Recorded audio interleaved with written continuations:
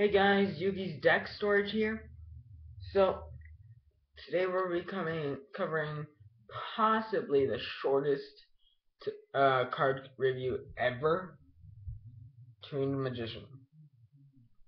So basically, the main all it does is it's a Gemini. So when it's on the field and it's still on there, you can automatically summon it again next turn. Unless you have double summon or something like that, then you can automatically summon it again while it's on the field. So, then what you do is it becomes a tuner for Synchro Monster material. So, see? It was shortest. See ya in the next video. Bye!